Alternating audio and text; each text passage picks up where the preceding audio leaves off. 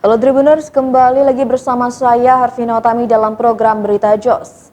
Sejumlah hal baru dalam kasus polisi tembak polisi yang mengakibatkan Brigadir Yosua Huta Barat alias Brigadir J tewas. Barada Richard Eliezer atau Baradae telah ditetapkan sebagai tersangka dalam kasus penembakan di rumah dinas Irjen Verdi Sambo yang menewaskan Brigadir J pada Rabu 3 Agustus 2022.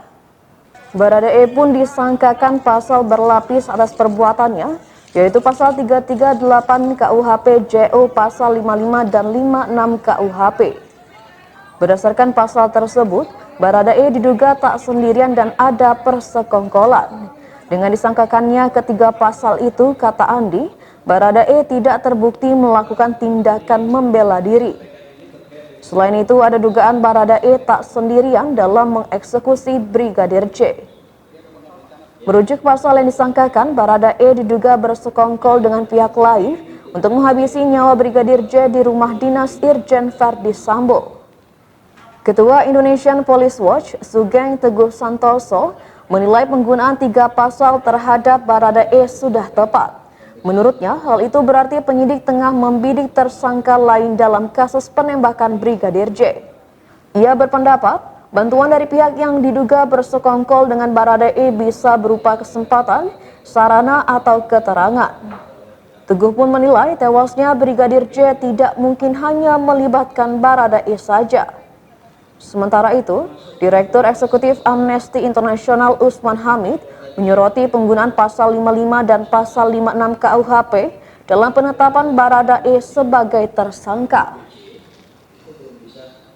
Dengan menetapkan pasal itu, ujar Usman, penyidik meyakini ada pihak selain Baradae yang berperan dalam penembakan Brigadir J.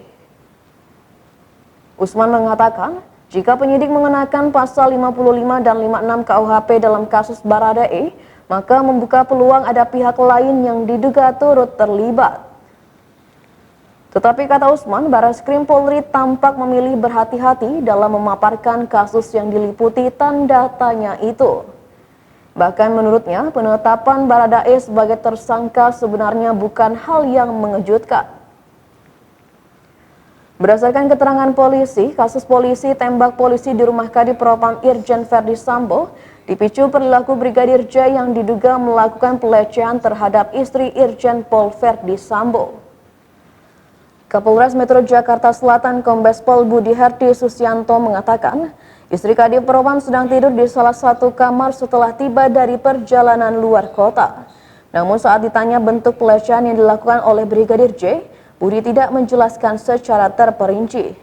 Budi mengatakan saat itu istri Kadipropam terbangun dari tidur dan berteriak meminta tolong hingga mendapat ancaman dari Brigadir J berupa todongan pistol. Budi mengungkap jenis senjata api yang digunakan Brigadir J dan Baradae saat baku tembak.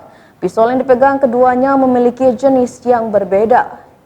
Brigadir J menggunakan senjata api jenis HS dengan magasin berisi 16 peluru, sedangkan Baradae menggunakan senjata api Glock dengan magasin berisi 17 peluru.